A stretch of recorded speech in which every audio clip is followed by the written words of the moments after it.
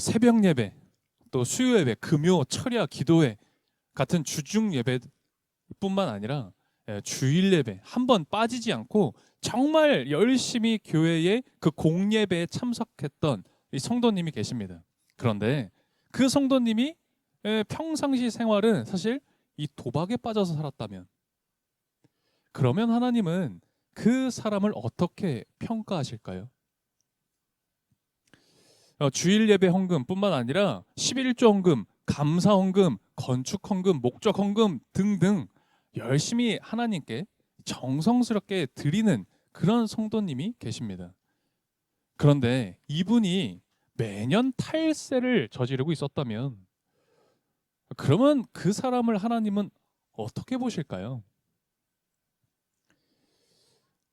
내가 하나님을 사랑한다고 하나님을 찬양하는 성도가 있었습니다. 그런데 그 성도는 자신의 가족들, 지인들, 친구들, 자신과 관계된 그 사람들과는 그 관계가 원만하지 않았어요. 아니, 원만하지 않았던 게 아니라 사람들과 원수처럼 지내는 사람이었습니다. 하나님을 찬양한다라고 하는 그 입에서는요, 동시에 늘 욕을 달고 살았습니다.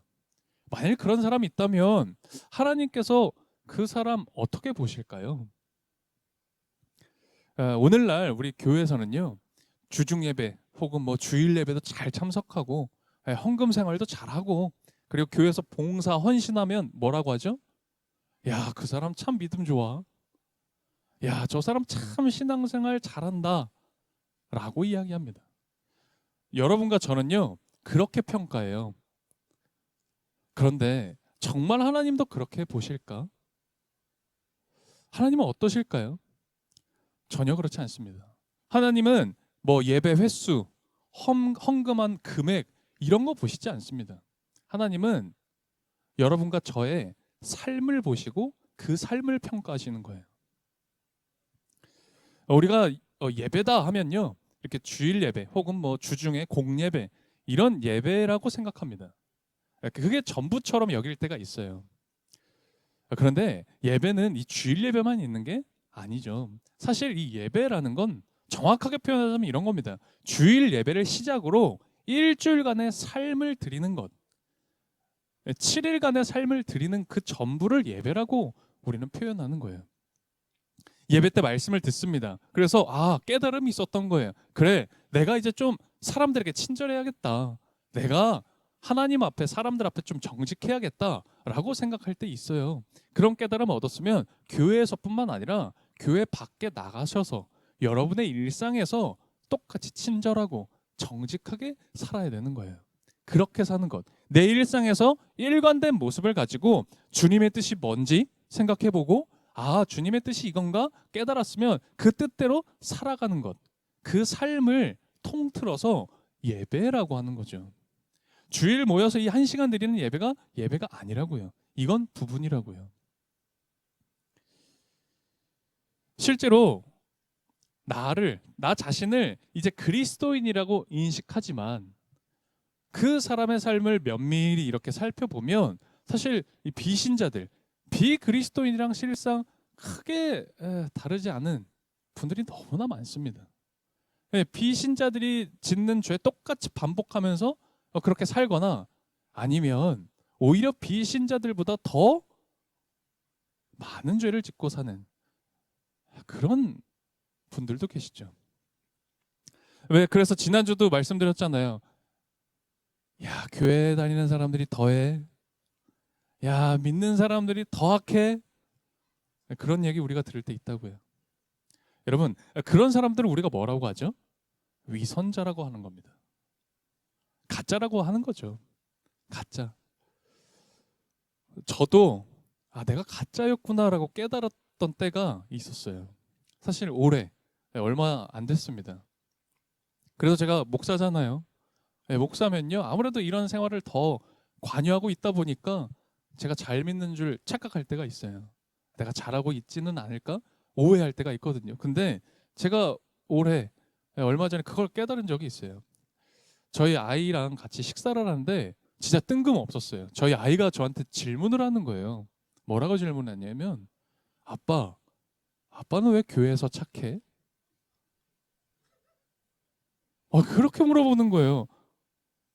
저 얼마나 놀랐는지 몰라요. 처음엔 아내랑 그 이야기 듣고 웃었습니다. 야, 근데 이게 웃을 일이 아니더라고요. 저도 처음엔 웃었어요. 근데 이게 웃을 일이 아니에요. 아이는 아는 거예요. 아빠는 왜 교회에서만 착하지? 집에서는 안 착한데? 제가 이 질문을 계속 되뇌입니다. 여러분, 제가요, 우리 아이한테만 그런 게 아니라 하나님 보시기에도 제가 가증스러운 모습으로 살고 있었던 거예요. 저도 가짜였던 거예요. 얼마나 많이 반성하고 회개했는지 몰라요. 여러분, 이스라엘이 그랬던 거예요. 이스라엘도 그렇게 살았던 거예요. 이스라엘 사람들이요, 자신들이 하나님께 택한 백성이다라고 하면서 우리가 사랑의 하나님 믿고 있다 그러잖아요. 우리가 사랑의 하나님 믿는다 그렇게 얘기하는데 어떻게 살아요? 말은 그렇게 하는데 내 곁에, 내 주변에 있는 고통당하고 아파하는 이웃들은 모른 채 하고 살았다고요. 아니, 모른 채 하면 차라리 다행이지. 그들을 억압하고 괴롭히고 착취하면서 살았다고요. 거룩하신 하나님을 믿는다고 하는데 술에 쩔어서 방탕하게 살았다고요. 술이 없으면 못 살았다고요. 뿐만 아니에요. 수많은 악을 행하며, 내가 좀 이득을 볼 수 있다면 다른 사람들 속이며 악을 행하며 살았다고요. 그게 이스라엘이었다고요. 근데 그게 누구라고요? 오늘 우리들이라고요. 그래서 지금 아모스는 뭐라고 하느냐? 그런 이중적인 모습은 잘못된 거다. 사실 우리가 지금 1장부터 쭉 읽고 있지 않았습니까? 그 이야기를 하고 있는 거예요. 왜 정말 그렇지 않습니까? 여러분, 주일 예배 잘 드리면 무슨 소용이 있습니까? 여러분, 예배 드리면 무슨 소용이 있어요? 그냥 예배 딱 끝나면 어때요? 예배 끝나고 교회 나가자마자 뭘 생각합니까? 죄 지을 생각하잖아요. 말씀은 고사하고 어떻게 하면 내가 죄를 지을 수 있을까? 그 고민하면서 사는데 예배 잘 드리면 뭐합니까? 여러분이 헌금 잘 하시면 도대체 뭐합니까? 정작 아파하고 고통하는 사람들은 교회 밖에 있는데 그 사람들한테 전혀 관심은 주지 않으면서, 여러분이 교회에서 열심히 봉사하고 헌신하는 거, 여러분 그거 봉사하면 뭐합니까? 진짜 도움이 필요한 사람은 교회 안에 있는 게 아니라 교회 밖에 있는데, 여러분 이게 아모스의 이야기인 거예요. 아모스 말씀에 이 이야기가 적혀져 있는 겁니다. 하나님이 이렇게 이야기하신다, 아모스는 전하고 있는 거죠. 여러분이 혹시 나는 그리스도인이라 그렇게 여기세요? 나는 교회도 다니고 하나님 믿고 그리스도인이다 라고 여기신다면, 여러분은 이 사회에 불의와 부조리가 있을 때 여러분 무관심해서는 안 되는 겁니다. 아모스는 그 이야기 하는 거예요. 아모스 5장을 보면 아모스에서 가장 핵심이 되는 구절이 있습니다. 그걸 제가 읽어드릴게요. 5장 24절인데요. 이렇게 나와 있어요. 너희는 다만 공의가 물처럼 흐르게 하고 정의가 마르지 않은 강처럼 흐르게 해라. 우리 익숙한 말씀이죠. 공의와 정의가 마르지 않는 강처럼 흐르게 해라. 여러분, 근데 공의와 정의가 뭐죠? 여러분, 공의가 뭡니까? 정의가 뭡니까? 여러분, 지난번에 말씀드렸죠. 공의, 정의, 내 밥그릇 챙길 수 있으면 그게 공의예요. 그게 정의라고요. 이 세상이 말하는, 그리고 우리가 생각하는 공의와 정의는 그런 거예요. 그 정도 수준이에요. 그런데 성경에선 뭐라고 해요? 그게 아니라는 거예요. 내 밥그릇 챙기는 게 공의와 정의가 아니라, 아파하는 이웃들이 보인다면, 고통하는 사람들, 굶주린 사람들 있다면 그 사람들에게 손을 내미는 것, 실제로 내가 그 사람들을 돕는 것, 그렇게 도우며 그 사람들을 좀 살리는 삶을 사는 것, 그게 공의다. 그게 정의로움이다. 성경은, 하나님은 일관되게 말씀하고 계십니다. 우리가 아모스 1장부터 보고 있습니다. 이제 5장까지. 사실은 거의 절반 이상을 보고 있는데요. 끊임없이 이제 1장부터 심판에 대한 이야기가 나왔어요. 그래서 우리 대림절을 보내며 이 아모스를 읽는데, 우리가 대림절 어떤 준비를 해야 될까라고 할 때, 이스라엘의 심판의 이야기를 들을 때, 좀 두렵고 떨림이 있었죠. 정말 이스라엘은 심판을 받게 되는구나라는 걸 읽었어요. 그런데 드디어 오늘 5장에서 방향을 전환해서 회복에 대한 이야기, 이 구원에 대한 이야기를 처음 언급합니다. 그게 오늘 4절, 6절 이렇게 반복돼서 나오고 있어요. 4절 제가 읽어드릴게요. 너희는 나를 찾아라. 그러면 산다. 6절은 뭐라고 하죠? 너희는 주님을 찾아라. 그러면 산다. 여러분, 멸망에 가까워진 사람에게, 이제 심판받을 사람에게 사실 이 유일한 희망이라고 이야기한다면 주님을 찾는 것, 딱 그거 하나밖에 없다라는 거예요. 그러면 살 수 있다. 그 얘기를 하고 있죠. 근데 우리가 여기서부터는 조금 잘 보셔야 됩니다. 여기서부터는 정신 차리고 딱 봐야 돼요. 뭐냐면 지금 아모스에서 이야기하는 주님을 찾아라와 성소를 찾는 것. 성소가 어디예요? 예배당입니다. 예배당. 이 당시 예배당. 지금으로 치자면 교회다라고 볼 수 있겠죠. 성소를 찾는 것과 주님을 찾는 일을 아주 명확하게 구분하고 있다는 거예요. 그건 다른 거다라고 얘기를 하고 있다는 겁니다. 아모스 이 시대 당시 사람들은 성소를 찾는 일이 하나님을 찾는 일이다라고 생각했다라는 거예요. 그건 잘못됐다라고 지금 아모스는 이야기하고 있는 겁니다. 그래서 오늘 본문 5절에서 이렇게 얘기하는 거예요. 그래서 이 이야기를 하는 겁니다. 오늘 5절 한 목소리로 한번 읽어볼까요? 같이 읽겠습니다. 5절입니다. 너희는 베델을 찾지 말고 길갈로 들어가지 말고 브엘세바로 넘어가지 말아라. 길갈 주민들은 반드시 사로잡혀 베델은 폐허가 될 것이다. 아멘. 지금 여기에 이 지명 이름이 나와요. 첫 번째가 베델이죠. 두 번째가 길갈이라는 곳이고요. 세 번째는 브엘세바입니다. 이 세 지역이 뭐냐면요, 이스라엘의 아주 대표적이고 상징적인 성소예요. 그러니까 예배당이었던 겁니다. 이곳에서 사람들은 예배했어요. 제사하고. 특별히 브엘세바라는 곳은요, 여러분 굉장히 익숙하실 거예요. 이때는 이건 아브라함 때부터 아주 대표적인 의미를 지닌 장소였습니다. 브엘세바 위치가 어디냐면 이스라엘 그 지도상 최남단에 있어요. 밑에 있습니다. 그런데 이 북이스라엘 사람들, 북쪽에 살던 사람들이요, 이 남쪽 브엘세바까지 와서 예배를 드렸던 거예요. 지금처럼 교통이 원활하지도 않았습니다. 뭐 쉽게 올 수 있는 곳이 아니었어요. 걸어서 가야 되고, 그냥 걸어서 가도 며칠 몇 날을 가야 되는데 뭐 식량이며 뭐 개인 물품이며 그거 다 이고 예배드리러 갔던 거예요. 그러니까 북쪽에 사는 사람들이 브엘세바까지 예배를 드리러 갔다? 이건 무슨 말이에요? 정성이 대단하다는 거예요. 하나님께 예배하는데 열정이 있다, 그렇게 보인다는 거예요. 요즘으로 치면 야, 믿음 좋다. 야, 브엘세바까지 예배드리러 너 갔다 왔어? 야, 너 진짜 믿음 좋다. 너 진짜 신앙생활 잘하고 있구나 라고 이야기한다는 거예요. 근데 오늘 본문에 뭐라 그래요? 가지 말래요. 브엘세바 가지 말라는 겁니다. 아모스 시대의 어떤 성도들은 이렇게 먼 곳까지 가서 순례하고 열정을 다해서 예배하면, 그러면 하나님이 인정해 주시고 하나님이 복을 주시겠지, 그 생각을 했다라는 겁니다. 우리 되게 공감되죠. 우리나라 말에도 뭐가 있어요? 지성이면 감천인 거잖아요. 정성을 다하면 그거 지성이면 감천인 겁니다. 근데 이때도 그랬던 거예요.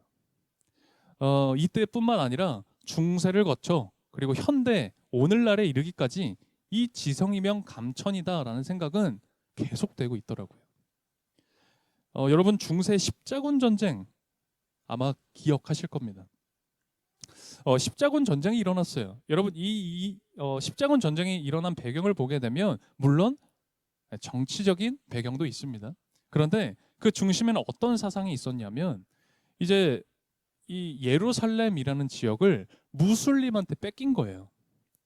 이 예루살렘이라는 곳은 예수님이 태어나시고 그리고 예수님이 그곳에서 계셨던 아주 상징적인 장소 아닙니까?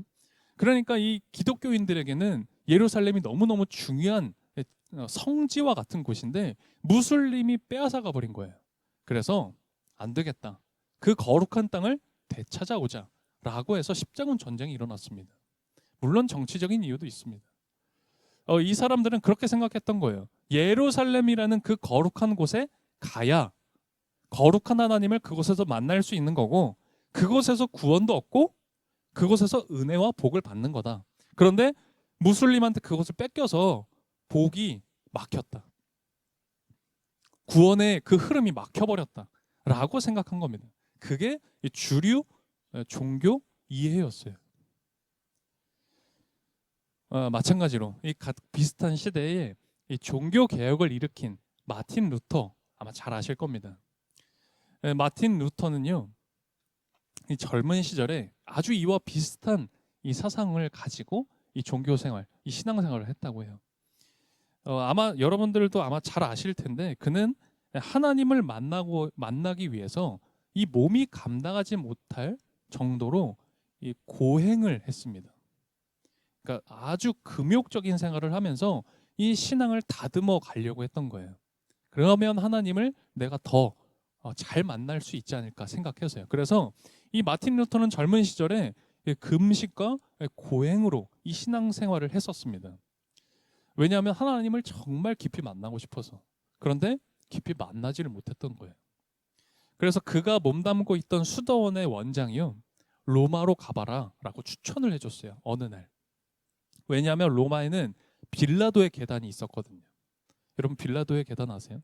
이 예루살렘에 있는 빌라도의 계단이라는 게 있었는데 그걸 로마로 떼서 통째로 가져왔습니다. 지금도 있습니다. 빌라도의 계단. 그 빌라도의 계단이 뭐냐면 그 계단이 있는데 거기에 유리 조각과 가시가 박혀 있어요. 근데 그것을 무릎으로 오르락 내리락 하면 구원받을 수 있다라고 했거든요. 이 당시에. 그래서 수도원 원장이 추천해 준 겁니다. 야, 너 그 신앙에 고민이 있지? 빌라도의 계단 갔다 와봐. 그러면 너 진짜 구원받을 거야. 그 갈등이 해소가 될 거야. 그래서 마틴 루터가 로마의 계단에 갑니다. 그래서 그곳을 오르락 내리락 합니다. 무릎으로. 무릎이 피투성이가 됐다고 하죠. 그때에 마틴 루터가 어떤 고백을 합니까? 이렇게 고백해요. 이것을 오르면 나의 마음의 모든 고통이 씻겨가고 신앙의 갈등이 해결될 줄 알았지만 아무것도 느껴지지 않았다. 그가 그렇게 기록합니다. 그리고 빌라도의 계단을 올라서 뭐 회심한 건 아니었어요. 정말 그가 회심하게 됩니다. 그가 회심하고 나서 어떤 고백을 하죠? 우리가 너무나 잘 알고 있죠. 종교 개혁을 하면서 내걸었던 그 슬로건 중 하나죠. 솔라 피데. 뭐예요? 오직 의인은 믿음으로 말미암아 살리라. 고행이 아니라 의인은 믿음으로 사는 거다. 믿음으로 구원받는다. 그 이야기를 했었죠. 이런 중세를 지나 이제 현대, 바로 오늘날에도요, 어떤 성도님들은요, 성지를 좀 가보면, 그래서 그 성지, 뭐 이스라엘 혹은 유럽의 어느 유명한 그런 성지와 같은 교회 가면, 그러면 좀 신앙적으로 새로운 경험들을 하게 될 거라 기대하시기도 합니다. 여러분들은 어떠세요? 또 어떤 분들은요, 그 유명한 교회 있잖아요. 요즘 어디가 유명해요? 그 유명한 교회 있잖아요. 그곳에서 그 유명한 집회, 그 집회에 참석해서 정말 그 대단한 그 목사님 설교 들으면, 그래서 거기서 좀 예배드리고 기도 좀 하면 내 신앙이 성장하겠지라고 생각합니다. 그런 분들 계세요. 그런데 막상 그 성지라는 곳에 가보면, 그리고 그 유명하다던 교회, 그리고 그렇게 좋다던 그 목사님 설교 들으면서 그 집회에 참석해 보면요, 막상 나에게 아무런 일도 일어나지 않음으로 인해서 루터처럼 아주 크게 실망하는 일이 많죠. 정리해 볼까요? 정리해 보자면 이런 겁니다. 이 당시 북이스라엘 사람들도, 아모스 시대 이 이스라엘 사람들도 그렇고 중세를 거쳐 그리고 오늘날 우리들도 성소를 찾는 것, 곧 교회를 다니는 게 이 하나님을 만나는 거라고 생각했던 겁니다. 그렇잖아요. 교회 와서 예배 좀 잘 드리고, 교회 봉사도 하고, 그리고 교회 행사 빠지지 않고 참석하고 열심히 하면, 그러면 내가 은혜도 받고 하나님의 복을 받을 거라고 생각했던 거죠. 한때 우리나라에도요, 이런 말이 있었습니다. 요즘은 거의 안 쓰더라고요. 축복 대성회, 이런 거 들어보셨어요? 예전에는요, 수련회 하거나 말씀 사경회 하거나 어떤 큰 집회를 하면 축복 대성회 이렇게 딱 현수막 내걸고요. 집회했습니다. 모임도 하고요. 왜 그렇게 했는 줄 아세요? 축복 대성회 말 그대로요. 이 집회에 오기만 하면, 이 모임에 오기만 하면 모든 사람이 다 축복을 받는다. 그런 의미가 담긴 거예요. 그래서 그런 축복 대성회가 있으면 주변 사람들한테 막 그 당시엔 얘기했어요. 일단 와봐. 일단 와봐. 그래서 막 사람들 많이 모였습니다. 축복 받으려고요. 여러분, 근데 그거 완전히 잘못된 생각입니다. 전혀 그렇지 않아요. 오늘 우리가 이것만큼은 좀 명확히 할 필요가 있습니다. 여러분, 성소를 찾는 일과 하나님을 찾는 일은 이건 다른 겁니다. 이건 다른 거라고요. 교회를 다니는 것과 하나님을 만난 건 다른 일이라고요. 이거 조금 냉정한 얘기인데요. 사람들이 교회로 온다 그래서 하나님 다 만나는 거 아닙니다. 냉정하다라기보다는 아주 무서운 얘기죠. 되게 무서운 얘기인 거예요. 오늘 우리도 이렇게 다 교회에 있습니다. 저도 여러분들도. 근데 진짜 무서운 얘기는 뭐냐면 오늘 우리가 다 이렇게 함께 예배드리지만 우리 모두가 다 하나님 만난 건 아니라는 얘기인 거예요. 누군가는 하나님 못 만날 수도 있다라는 겁니다. 저는 그렇게 되지 않았으면 좋겠어요. 오늘 우리가 보는 이 아모스는 정말 아주 간결하게 바른 신앙에 대해서 전하고 있습니다. 아까 4절과 6절에서 봤죠. 주님을 찾아라. 그러면 산다. 주님 찾아라. 그러면 산다. 여러분, 우리가 교회를 다니고 열심히 예배 빠지지 않고 예배 참석한다 해도 여러분 그걸로 내가 하나님 만날 수 있겠지? 라고 생각했다면 여러분 그 생각 버려야 되는 겁니다. 여러분 오늘 그 생각 버리셔야 돼요. 여러분이 교회를 아무리 나오셔도요 하나님 만나는 것과는 상관이 없습니다. 여러분 성소를 찾는 그때가 아니라 하나님을 찾을 때, 여러분이 하나님 찾을 때 그때 하나님 만나는 거예요. 왜 이런 얘기 많이 합니다. 형식보다는 본질이 중요하다. 그렇죠? 맞습니다. 이거 많은 얘기예요. 형식보다는 본질 중요한 거 맞습니다. 여러분 근데요, 여러분이 교회에 나오는 본질은 뭡니까? 여러분이 교회에 나오시는 이유, 그 본질이 있잖아요. 그게 뭡니까? 하나님 만나기 위해서다라고 그렇게 말할 수 있어야 될 겁니다. 교회에 나온다는 건 뭐예요? 이건 형식입니다. 교회를 나온다는 것 자체는 사실 형식이에요. 근데 교회에 나오는 본질이 뭐예요? 하나님 만나려고. 그게 본질이잖아요. 근데 이제 이렇게 얘기하면 이제 또 이렇게 오해하실 수 있습니다. 형식이 그럼 중요하지 않는 거냐? 요즘 그런 생각들 많이 하시더라고요. 교회 굳이 나가지 않아도 그럼 하나님 믿을 수 있는 거 아니냐? 그렇지 않아요. 형식 중요한 겁니다. 가끔 진짜 형식이 안 중요한 거 아닐까? 그거 아무것도 모르고 하시는 말씀인 거예요. 형식은 너무너무 중요한 거예요. 형식은요 마치 그릇인 거예요. 그릇. 여러분 아무리 맛있는 음식이 있어도요 그릇이 없으면 못 담아요. 못 먹습니다. 형식은 그릇이라고요. 여러분 형식은 그래서 필요한 거예요. 우리가 아무리 좋은 무언가가 있어도요, 예? 하나님 정말 만나고 싶어도요 형식이 없으면 그거 담아내지 못하는 거예요. 그래서 형식 중요해요. 근데 형식이 안 중요하다는 게 아니라 중요한데 더 중요한 건 본질이라고요. 하나님 만나는 거, 그게 진짜 중요한 거다. 이 말씀 드리는 거예요. 종종 제가 그런 얘기 들을 때 있습니다. 여러분들은 어떠실지 모르겠는데요. 아무래도 제가 목회자 입장이다 보니 그런 얘기 들을 때 있어요. 우리 교회, 우리 오늘 평화교회 말고요. 네. 다른 분이 우리 교회 목사님 설교가 좀 약해. 그래서 은혜를 많이 못 받아. 이런 얘기 하시는 분들은 있습니다. 우리 교회는 우리 교회 여기 말고요. 우리 교회는 프로그램이 별로 없어. 프로그램을 해도 어른들을 위한 프로그램밖에 없어. 그래서 나는 좀 젊은 연령대인데 그래서 신앙생활 하기가 어려워. 이런 분들 있습니다. 있죠. 맞아요. 교회가 좀 그런 부분들이 부족할 수 있습니다. 부족할 때 있죠. 그런데요.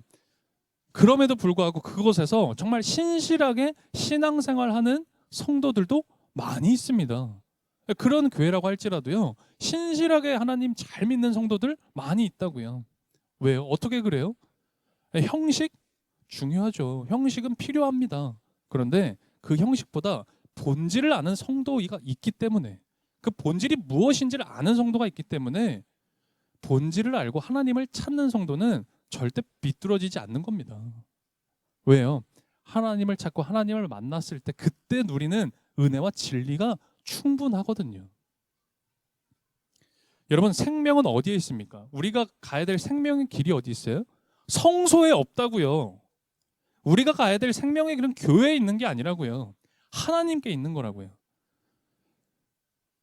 성질을 순례하고 주일 예배, 주일 성수 잘하고 또 헌금 생활 충실히 하고 교회 봉사 헌신 잘하고 절기마다 잘 섬기는 거, 제가 그거 함부로 폄훼하는 거 절대 아닙니다. 여러분, 오해는 하지 마십시오. 제가 그거 함부로 이야기하는 거 아닙니다. 오히려 저는요, 그거 충실해라 라고 말씀드려야 돼요. 여러분, 충실하셔야 됩니다. 아까도 이야기했지만 그거 다 형식이지. 그거 형식 아니에요. 그거 형식이 아닙니다. 주일 예배 잘 안 드리는데, 헌금 생활 하지도 않는데 신앙생활 잘한다? 전 들어본 적도 없어요. 본 적이 없다고요. 주일 성수 안 하는데, 헌금 생활도 안 하는데, 교회에서 헌신하고 봉사하는 거 소홀한데 신앙생활 잘하고 있다? 저는 본 적이 단 한 번도 없다고요. 그거 충실하셔야 돼요. 그거 충실해야 신앙생활 잘한다라고 하는 겁니다. 그런데 그거 충실한 것도 중요해요. 그런데 그거보다 더 중요한 게 뭐냐? 하나님을 찾아야 된다고요. 그 충실함 가운데 뭐가 있어야 되냐? 하나님 만나야 된다는 거예요. 그게 더 중요하다고요. 우리가 이제 대림절 셋째 주를 시작합니다. 이제 이 셋째 주 오늘 예배드리고 한 주가 또 시작이 돼요. 그 어느 때보다 평화가 없는 시절을 보내고 있습니다.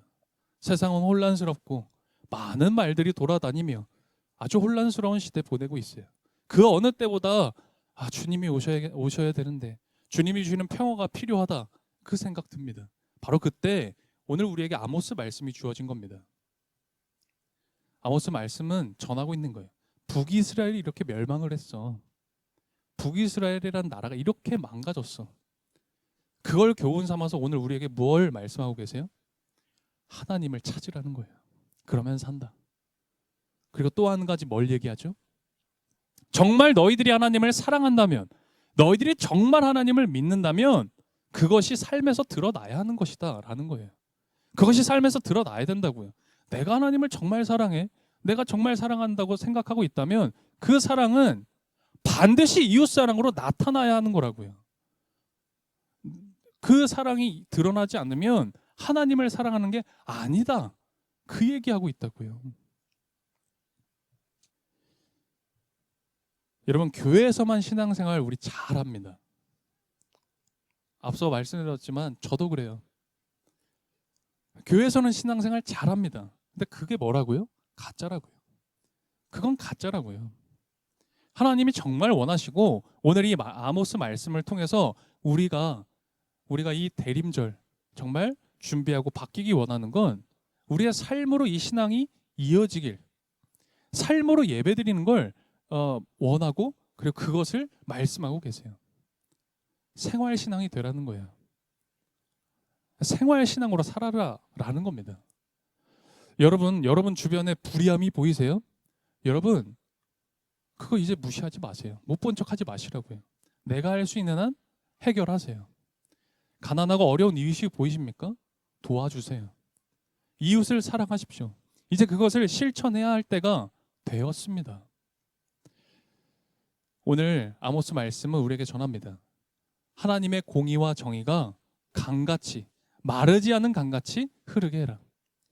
오늘 그러한 공의와 정의가 있었으면 좋겠습니다. 이번 대림절 셋째 주, 이 한 주간의 삶이 그런 하나님의 공의와 정의가 흐르는 우리들의 일상 되기를 바랍니다. 함께 기도드리겠습니다.